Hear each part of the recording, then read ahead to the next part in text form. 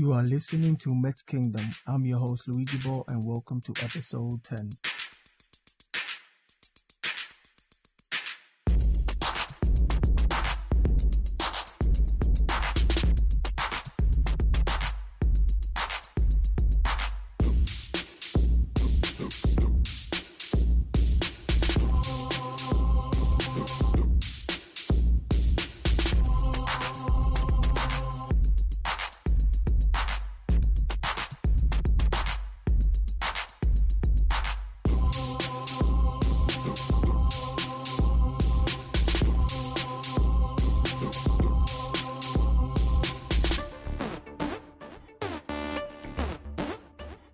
Like I said before, this is your host, LB, Mets Kingdom, talking some Mets baseball. First off, congratulations, Grady Anderson. Loved it. You're only batting around 200, but still helping out the team. Some walks. You'll probably walk a little more, and you will. The heart and soul that Mr. Anderson brings to this team. He's one of the leaders. He's one of the ones that's respected, always positive. You have David Wright. Last night also hit a home run, a shot. He's guessing a lot, but it's his condition. I really respect what he's doing. That's a warrior. That's a soldier there. 3-4 hours before everybody else arrives. He's stretching. He's going through the routine. A tough one. You know, it's life. It's baseball, but it's life. You know what he has to go through. And I know there's a lot of negative fans out there, you know, talking about taking him out of the 2-hole, the 3-hole, put him in the 7 spot. And I understand the thinking. But say we have to stick with these guys because sooner or later, winning teams, and this is a winning team. Will they win the World Series? I don't know, but this is a winning team. We should enjoy this team for the next 3-4 years because they're going to be playing winning baseball. We have the staff, the young guys. Yeah, Harvey's not pitching that well, but he'll get back. See, because that's what he's all about. Have faith in him. This is just a slump. This is just psychological, whatever it is, mechanical. They're saying that they've seen what he's doing wrong. Maybe, maybe not. Let's see. Maybe he has a terrible season. Maybe he doesn't. Maybe he comes back the last few months and just starts rocking and he discovers it. Or he can't get through it and we have to wait till next year for him. It doesn't mean that the team's a losing team. It doesn't mean we can't win the World Series. Don't believe the hype. Don't believe the papers. Don't believe these people. Doesn't matter how famous they are. Don't believe these people. Don't let them tell you that we can't win a World Series without Harvey. Don't let them tell you that we can't take the division from the Nationals. Don't let them tell you that. Don't let them tell you that. We still have other pitchers. Noah and Mats. See, we still have other pitchers. We have the deepest pitching staff in the majors. Bar none, pure and simple. Zach Wheeler's coming back. Yes, he walks a lot of people, but he also throws hard. With sliders coming at you. Hard sliders. Hey, everybody, just relax. Bartolo Colon, the veteran, he'll give us some good games. He's going to mess up sometimes too. You know, he had control issues. Not last start, the one before that.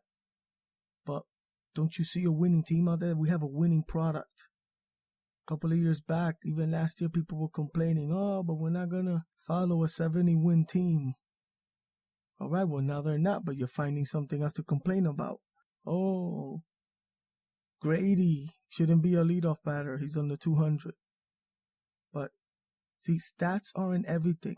There's certain things you can't get from stats. Right now, our middle infield doesn't rate as one of the highest fielding combo in the league. If you ask managers and scouts, they won't be in the top 10 of pairs in the league. See? But you and I are watching the games, and we see a nice double play combination. They have made some great plays, like the one Cabrera made yesterday. Mr. Cabrera made a nice play, a short. I don't know who the player was that was batting. Hit it right to him, but that was smoked. and just picked it. He's done that a few times this year. He's fielding well. Can't say enough about our middle infielders. Love it. Love the move. Love the move. We have a winning ball club.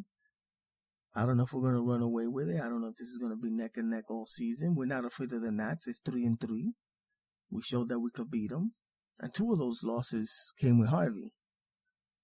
I mean, think about it. We have a better record than last year at this point. I think like above 2 games better.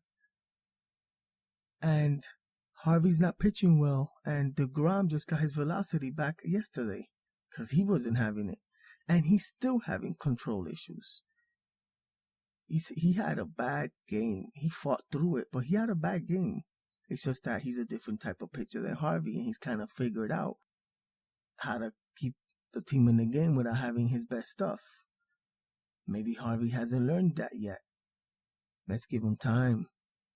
We're a family here. What is it that we love about the team?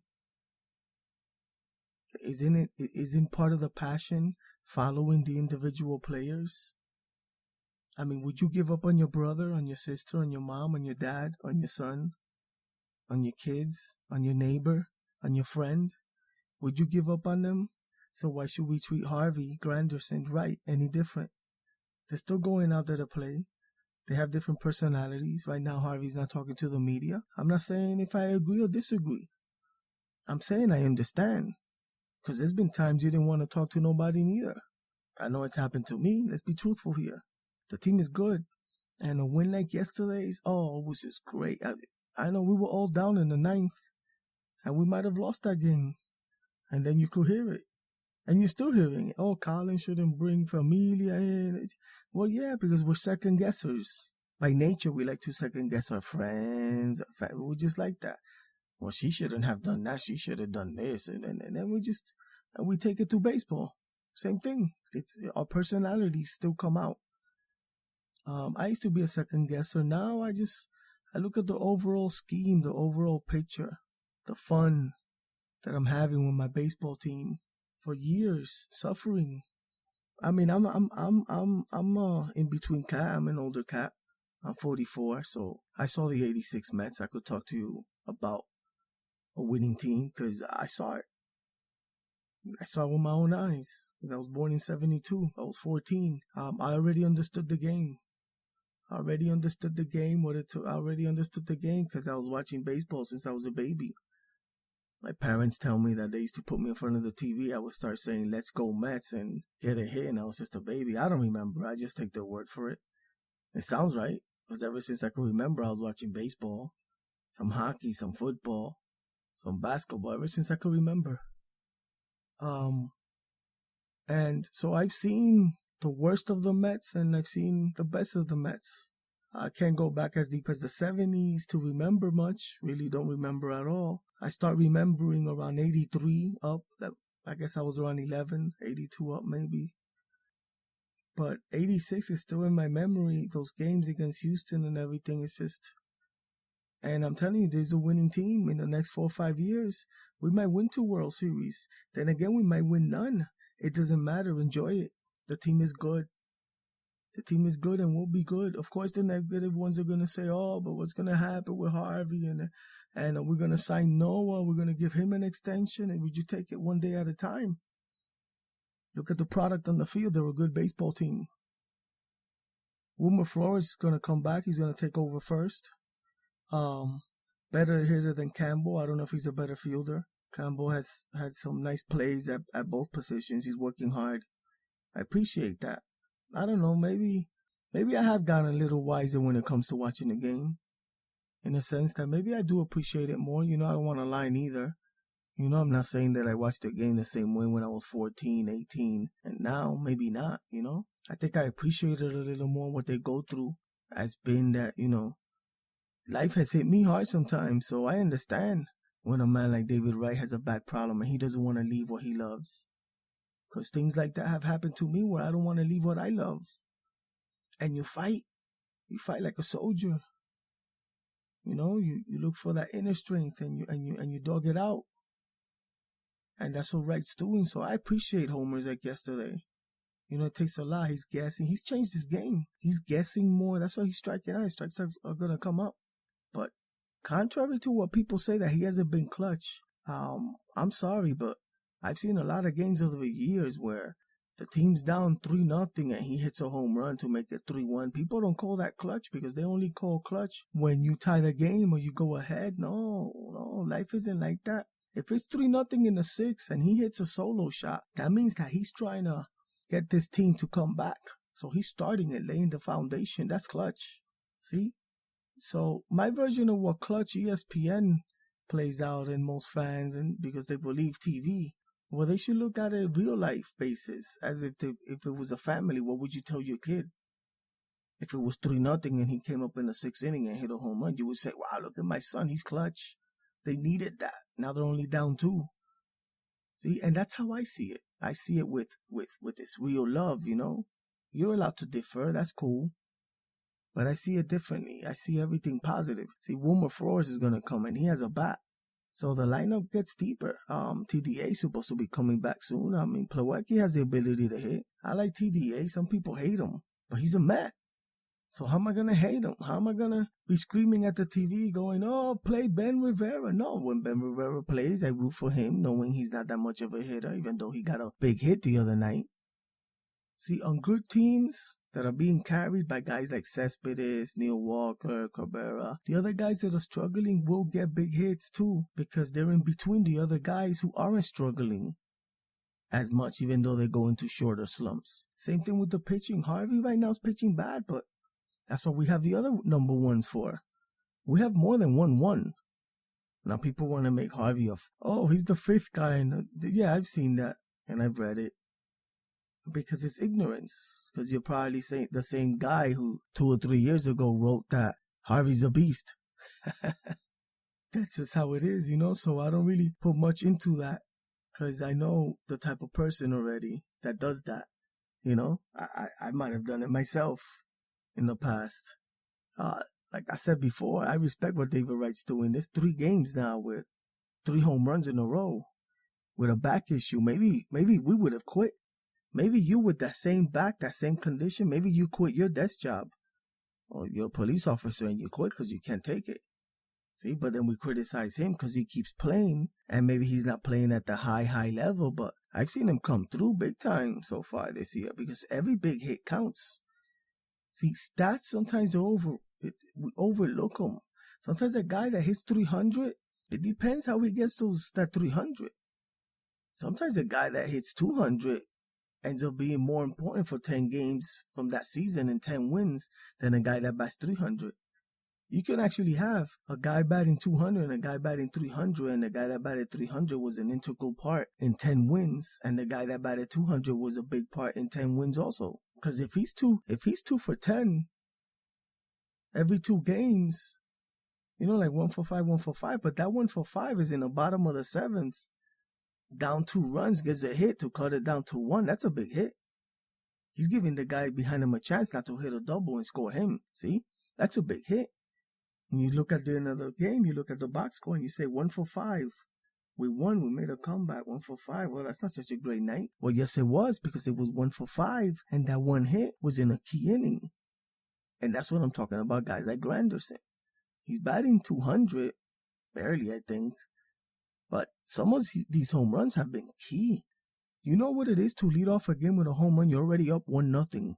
If you don't think that's clutch, then you're listening to the media too much, or I don't know what it is, but that's clutch. Because you're giving your team a 1-0 lead. That's something that the stats don't show. You see a home run at the end and you say, well, we won 2-0. Big deal. The big deal was that we were definitely going to win that game. We had a higher chance, in other words, because we went up 1-0, and usually the team that goes up first wins. That's what the percentages say. So we have to change the way we watch these games. See, we have a big chance of losing on Sunday. So what should you do? Should you just say, well, we definitely lost? We most likely lost? Oh, we lost this game on Sunday. No. You still watch with hope, knowing, of course, there is a chance you're going to lose like any other game. Is that pitcher all world? Of course, but I've seen stranger things happen. Like Thor could get hit today. And you and I know he really doesn't get hit too much because things happen. We could wake up and in a few days, Harvey pitches the game of his life and he's back on track. Or he gets rocked again for 7 runs in 3 innings and we stick by him till he gets out of it. I know you might not like what I'm saying, but that's just how it is. I have some good news. DeGrom's velocity's up, but the ball's up. But you know what? Even though the ball's up, he battled, got through it. I know we want him to do a little better. We want him to keep that ball low, and we don't want him to miss too many off-speed pitches. He's actually throwing about 9% off-speed pitches, so he's actually kind of low this year. And his off-speed's a little off. Anyway, I love watching these Mets games, you know. I come out to you as a fan pretty much. I don't know what's wrong with my throat right now. We have a great booth. I could tell how much fun Keith is having. It's really great. All 3 of them really.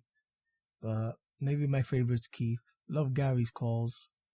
The booth makes it fun, you know. I've seen other games, Detroit games, and I'll listen to their booth, and Yankees, I'll listen to their booth. Who else have I listened to? I can't get to Houston or Texas Rangers games down here because they're blacked out on MLB TV. That stinks. Don't know why.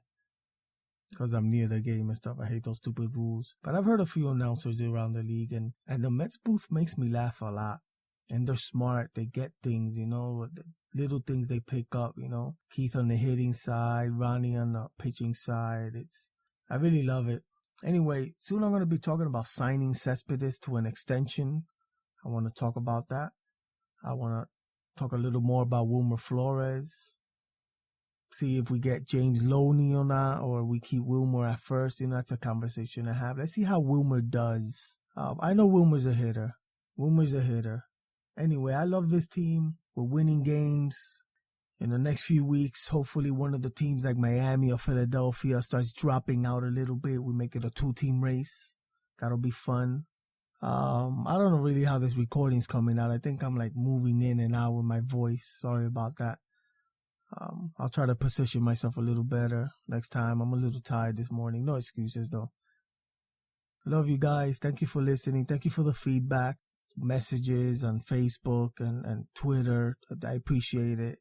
Not like I'm getting, you know, hundreds of feedback, but ones that have given me some feedback and have sent some positive things to me. Thank you. I appreciate it. Hope more people start listening to the show. I know not everybody's going to like it. Don't really have much of a studio. It's just a microphone here, my laptop. And it's just you and me. All right? Thank you for listening. Have yourself a good morning. Drink up that coffee. Saturday, I don't know how many people work out there. I know Saturday's a day off for a lot of people. Enjoy the Mets game celebration, 86. Oh, man, I love them. Maybe one day I'll just do a whole show on 86, my experience with 86. I'll never forget it. Fighting with my mother. I didn't want to go to sleep. I always knew we could come back those games, you know, and I'm not talking about the players. I'm talking about the comebacks in the regular season, everything, you know. Those Hojo, big home runs that Hojo hit, you know. He only hit like 10 that year, but some of them were huge. It's just a whole team game. He was really pretty much a bench player. Kevin Mitchell, big hits too. And I see some of that in this Mets team. I'm not saying they're the 86 Mets, but winning teams, just like last year, we had some big hits from people that we didn't think. You know, Kirk Neuenhuis, Flores had some big hits. People that we didn't think were going to get big hits. And that's how it is. It's happening this year too. Anyway, have yourself a good day. Good morning. Thank you. Drink up that coffee. Anyway, till next time. See ya.